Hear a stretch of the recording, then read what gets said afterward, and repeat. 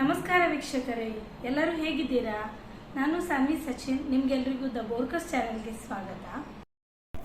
ವೀಕ್ಷಕರೇ, ಇವತ್ತು ನಾವು ನವರಾತ್ರಿ ಸಂದರ್ಭದಲ್ಲಿ ಅಥವಾ ಬೇರೆ ಯಾವುದೇ ಉಪವಾಸದ ಸಂದರ್ಭದಲ್ಲಿ ಮಾಡುವಂಥ ಒಂದು ಉಪವಾಸದ ಆಹಾರದ ರೆಸಿಪಿನ ನೋಡೋಣ.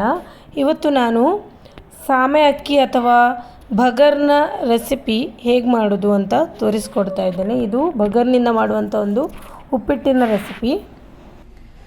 ವೀಕ್ಷಕರೇ, ಇಲ್ಲಿ ನೋಡಿ, 1 ಕಪ್ನಷ್ಟು ನಾನು ಭಗರ್ ಅಥವಾ ಇದು ಸಾಮೆ ಅಕ್ಕಿ ಅಂತ ಸಿಗುತ್ತೆ ನೋಡಿ. ಇದು ಸಿರಿಧಾನ್ಯಗಳಲ್ಲಿ ಒಂದು, ತುಂಬ ಒಳ್ಳೆಯದು ಆರೋಗ್ಯಕ್ಕೆ. ಇದನ್ನು ಡಯಟ್ ಫುಡ್ ಆಗಿ ಸಹ ಬಳಸ್ಬೋದು. ಈ ಸಾಮೆ ಅಕ್ಕಿಯಿಂದ ಒಂದು ಉಪ್ಪಿಟ್ಟನ್ನು ಹೇಗೆ ಮಾಡೋದು ಅಂತ ನೋಡುವ ಇವತ್ತು. ಇದನ್ನು ಮರಾಠಿಯಲ್ಲಿ ಭಗರ್ ಅಂತ ಕರೀತಾರೆ, ಇಂಗ್ಲೀಷ್ನಲ್ಲಿ ಬರ್ನ್ಯಾರ್ಡ್ ಮಿಲೆಟ್ ಅಂತ ಕರೀತಾರೆ. ತುಂಬ ಹೆಲ್ತ್ ಬೆನಿಫಿಟ್ಸ್ ಇರುವಂಥ ಒಂದು ಸಿರಿಧಾನ್ಯ ಇದು. ಹಾಗಾದರೆ ಬನ್ನಿ ಈಗ ಇದನ್ನು ಹೇಗೆ ಮಾಡೋದು ಅಂತ ನೋಡೋಣ.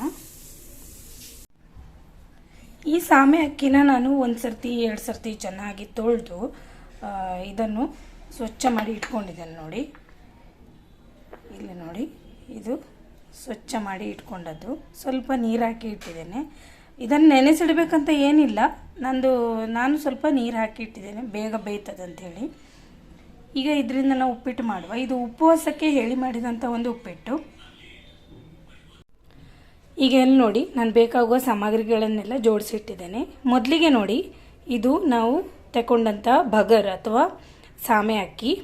ಆಮೇಲೆ 1 ಕಪ್ ಅಷ್ಟು ಇದೆ ಇದು. ಆಮೇಲೆ ಸಣ್ಣದಾಗಿ ಹೆಚ್ಚಿಟ್ಟಂಥ ಆಲೂಗಡ್ಡೆ. ಇಲ್ಲಿ 1 ಚಮಚದಷ್ಟು ಜೀರಿಗೆ. ಇದು ನೆಲಗಡಲೆ, ಸುಮಾರು 3/4 ಕಪ್ಪಷ್ಟು ತೊಗೊಂಡಿದ್ದೇನೆ. ಆಮೇಲೆ 2 ಹಸಿಮೆಣಸಿನಕಾಯಿನ ಸಣ್ಣದಾಗಿ ಹೆಚ್ಚಿಟ್ಟಿದ್ದೇನೆ. ಇದು ರುಚಿಗೆ ಉಪ್ಪು. ಆಮೇಲೆ ಇಲ್ಲಿ ಸ್ವಲ್ಪ ತುಪ್ಪ ತಗೊಂಡಿದ್ದೇನೆ, 1-2 ಚಮಚ ಆಗುವಷ್ಟು. ಇಲ್ಲಿ ನಾವು ಎಣ್ಣೆ ಕೂಡ ಬಳಸ್ಬೋದು. ಆಮೇಲೆ ಇದು ಬೇಯಿಸ್ಲಿಕ್ಕೋಸ್ಕರ ನೀರು. ಈಗ ಶುರು ಮಾಡೋಣ ವೀಕ್ಷಕರೇ. ಈಗ ನೋಡಿ ವೀಕ್ಷಕರೇ, ಒಂದು ಪಾತ್ರೆನ ನಾನು ಇವಾಗಲೇ ಬಿಸಿಗೆ ಇಟ್ಟಿದ್ದೇನೆ. ಇದರಲ್ಲಿ ನಾವು ಈಗ ತುಪ್ಪ ಅಥವಾ ಎಣ್ಣೆನ ಹಾಕ್ಕೊಳ್ಬೇಕು.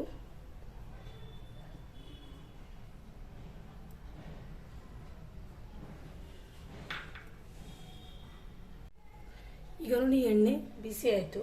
ಇದಕ್ಕೆ ನಾನೀಗ 1 ಚಮಚದಷ್ಟು ಜೀರಿಗೆನ ಹಾಕ್ತಿದ್ದೇನೆ. ನಾವು ಉಪವಾಸದ ರೆಸಿಪಿ ಮಾಡ್ತಾ ಇದ್ದೇವೆ, ಹಾಗಾಗಿ ಜೀರಿಗೆ ಮಾತ್ರ ಹಾಕಬೇಕು. ಈಗ ಇದು ಚೆನ್ನಾಗಿ ಫ್ರೈ ಆಯಿತು ನೋಡಿ. ಇದಕ್ಕೆ ನಾನು ಹಸಿಮೆಣಸಿನ್ಕಾಯಿ ಹಾಕ್ತಾ ಇದ್ದೇನೆ. 2 ಹಸಿಮೆಣಸಿನ್ಕಾಯಿ ಕಟ್ ಮಾಡಿದ್ದಿದೆ, ಅದು ಸೇರಿಸ್ತಾ ಇದ್ದೇನೆ. ಖಾರ ಜಾಸ್ತಿ ಬೇಕಂದರೆ ಜಾಸ್ತಿ ಮೆಣಸು ಸಹ ಹಾಕ್ಬೋದು. ಆಮೇಲೆ ಈಗ ನಮ್ಮ ಹತ್ರ ನೆಲಗಡಲೆ ಇದೆ, ಇದನ್ನು ಸಹ ಸೇರಿಸುವ. ಚೆನ್ನಾಗಿ ಇದು ರೋಸ್ಟ್ ಆಗಲಿ.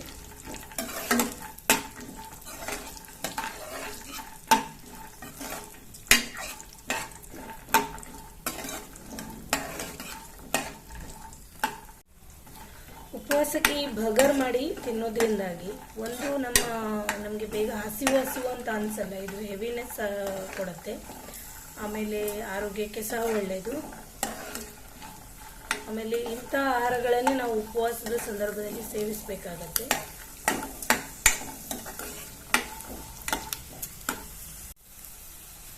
ನೋಡಿ, ಕಡಲೆ ಚೆನ್ನಾಗಿ ಫ್ರೈ ಆಯಿತು ನೋಡಿ. ಈಗ ಇದಕ್ಕೆ ನಾವು ಸಣ್ಣದಾಗಿ ಹೆಚ್ಚಿಟ್ಟಂಥ ಬಟಾಟೆ ಇದೆಲ್ಲ, ಇದನ್ನು ಸೇರಿಸ್ತೀವಿ.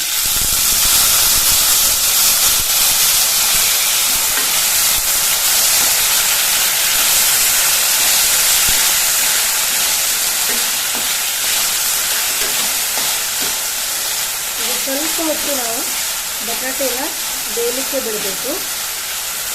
ಹಾಗಾಗಿ ಇದನ್ನು ನಾವು ಸ್ವಲ್ಪ ಮುಚ್ಚಿಟ್ಕೊಂಡು ಬಿಡುವ.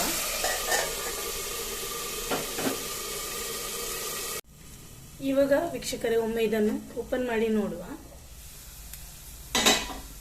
ನೋಡಿ, ಬಟಾಟೆ 3/4 ಅಂಶ ಬೆಂದಿರಬೇಕು ನೋಡಿ. ಬೆಂದಿದೆ ನೋಡಿ, ಕಟ್ ಮಾಡಲಿಕ್ಕೆ ಆಗ್ತಾ ಇದೆ ಬಟಾಟೆ. ಅಂದರೆ ಇಷ್ಟು ಸಾಕಾಗತ್ತೆ ಬೆಂದದ್ದು ಬಟಾಟೆ. ಈಗ ನಾವು ರುಚಿಗೆ ಬೇಕಾಗುವಷ್ಟು ಉಪ್ಪನ್ನು ಸೇರಿಸ್ಕೊಳ್ಳುವ. ಸರ್ತಿ ಎಲ್ಲ ಕಡೆ ಬೆರೆಸ್ಕೊಂಡು ಆನಂತರ ನಾವು ಈ ಬಗರ್ ಇಟ್ಟಿದ್ದೇವಲ್ಲ ಆವಾಗಲೇ ವಾಶ್ ಮಾಡಿ ಅದನ್ನು ಸೇರಿಸ್ಕೊಳ್ಳುವ. ಇದು ಸ್ವಲ್ಪ ಉಪ್ಕೊಂಡು ಜಾಸ್ತಿ ಆಗುತ್ತೆ.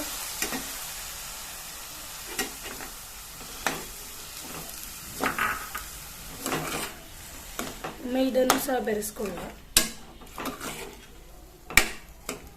ನವರಾತ್ರಿಯ ಉಪವಾಸ ಅಥವಾ ಬೇರೆ ಯಾವುದೇ ಉಪವಾಸ ನಾವು ಹಿಡಿತಾ ಇದ್ರೆ ಇದು ಒಂದು ಒಳ್ಳೆಯ ಆಹಾರ ಆ ಸಮಯದಲ್ಲಿ ಸೇವಿಸಲಿಕ್ಕೆ. ನೋಡಿ ಎಲ್ಲ ಕಡೆ ಬೆರೆಸಿ ಆಯಿತು. ಈಗ ನಾನು ಸ್ವಲ್ಪ ನೀರು ಸೇರಿಸ್ತೇನೆ. ಇದಕ್ಕೆ ಸ್ವಲ್ಪ ನೀರು ಬೆರೆಸ್ಕೊಂಡು ಇದೆಲ್ಲ ಸ್ವಲ್ಪ ಉಳಿದದೆಲ್ಲ ಹಾಕೊಳ್ಳುವ. ಇದರಲ್ಲಿ ನೀರು ನೋಡ್ಕೊಂಡು ಹಾಕಬೇಕಾಗತ್ತೆ. ಇನ್ನೊಂಚೂರು ನೀರು ಬೇಕಾಗ್ಬೋದು.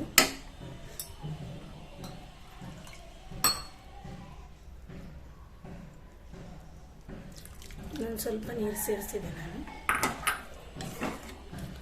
ನಿಮಗೆ ಡ್ರೈ ಬೇಕಂದರೆ ಕಡಿಮೆ ನೀರು ಹಾಕಿ, ಅಥವಾ ಸ್ವಲ್ಪ ಕಿಚಡಿ ಥರ ಬೇಕು ಅನಿಸಿದರೆ ಜಾಸ್ತಿ ನೀರು ಹಾಕಿ ಮಾಡ್ಬೋದು. ಈಗ ಇದನ್ನು ಮುಚ್ಚಿಟ್ಟು ಪುನಃ ನಾವು ಬೇಯಲಿಕ್ಕೆ ಬಿಡುವ.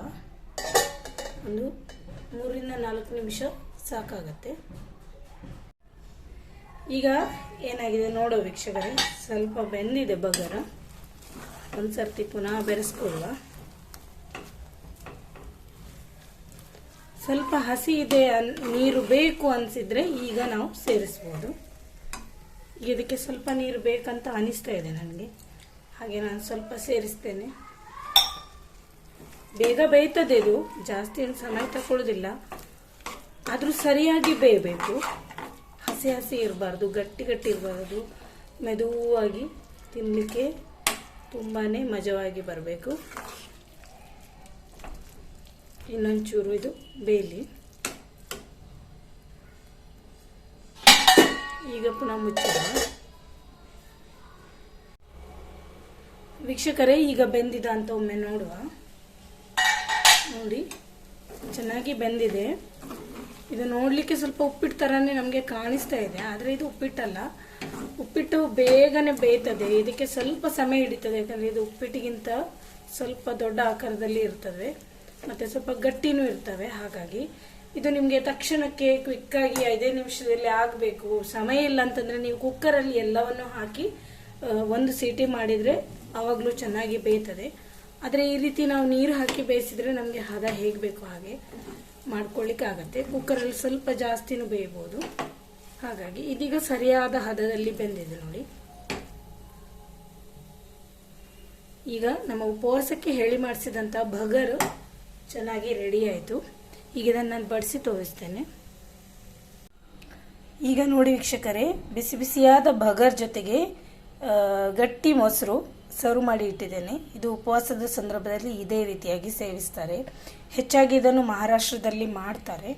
ಹಾಗಾಗಿ ನೋಡಿ, ಈಗ ಉಪವಾಸದ ಸಂದರ್ಭದಲ್ಲಿ ನಾವು ಎಲ್ಲ ಆಹಾರಗಳನ್ನು ಸೇವಿಸ್ಲಿಕ್ಕಾಗೋದಿಲ್ಲ. ಈ ಥರ ಸಾತ್ವಿಕವಾದಂತಹ ಇದು ಆಹಾರಗಳನ್ನೇ ಸೇವಿಸಬೇಕು. ಇದೆಲ್ಲ ಸಿರಿಧಾನ್ಯಗಳು, ನಮ್ಮ ಆರೋಗ್ಯಕ್ಕೆ ಇದೆಲ್ಲ ತುಂಬ ಒಳ್ಳೆಯದು. ಈಗ ನೋಡಿ ಎಷ್ಟು ಚೆನ್ನಾಗಿ ಬಂದಿದೆ ನಮ್ಮ ಬಗರ್, ಅದರ ಜೊತೆಗೆ ಮೊಸರು ಕೂಡ. ವೀಕ್ಷಕರೇ, ನೀವು ಕೂಡ ಈ ರೆಸಿಪಿನ ಒಮ್ಮೆ ಉಪವಾಸದ ಸಂದರ್ಭದಲ್ಲಿ ಮಾಡಿ ನೋಡಿ. ಉಪವಾಸ ಅಲ್ಲದೆ ನಮಗೆ ಟಿಫಿನ್ ಬಾಕ್ಸ್ಗೆ ಸಹ ಇದನ್ನು ಮಾಡಿ ತಗೊಂಡು ಹೋಗ್ಬೋದು. ಆರೋಗ್ಯದ ದೃಷ್ಟಿಯಲ್ಲಿ ಇದು ತುಂಬ ಒಳ್ಳೆಯದು. ಸೊ ವೀಕ್ಷಕರೇ, ನಮ್ಮ ಈ ರೆಸಿಪಿ ನಿಮಗೆ ಇಷ್ಟ ಆಗಿದೆ ಅಂತಾದರೆ ಇದನ್ನು ಲೈಕ್ ಮಾಡಿ, ಶೇರ್ ಮಾಡಿ. ಈ ರೆಸಿಪಿ ಬಗ್ಗೆ ನಿಮ್ಮ ಅಭಿಪ್ರಾಯಗಳನ್ನು ಕಮೆಂಟ್ನಲ್ಲಿ ಹಾಕಿ. ಹಾಗೂ ನಮ್ಮ ಚಾನೆಲ್ಗೆ ಇದುವರೆಗೆ ಸಬ್ಸ್ಕ್ರೈಬ್ ಆಗಿಲ್ಲ ಅಂದರೆ ಇವಾಗಲೇ ಸಬ್ಸ್ಕ್ರೈಬ್ ಮಾಡಿಕೊಂಡು ಬೆಲ್ಲೈಕನ್ನು ಪ್ರೆಸ್ ಮಾಡಿ ಇಟ್ಕೊಳ್ಳಿ. ಸೊ ನಮ್ಮ ಹೊಸ ವೀಡಿಯೋಸ್ ಬಂದಾಗ ನಿಮಗೆ ನೋಟಿಫಿಕೇಷನ್ಗಳು ಸಿಗ್ತಾ ಇರ್ತವೆ. ಹಾಗಾದರೆ ಮುಂದೆ ಇದೇ ಥರ ಒಂದು ಉಪವಾಸದ ಅಡುಗೆಯ ರೆಸಿಪಿ ಜೊತೆ ಬರ್ತೀನಿ. ಅಲ್ಲಿವರೆಗೂ take care, bye bye. Thank you for watching.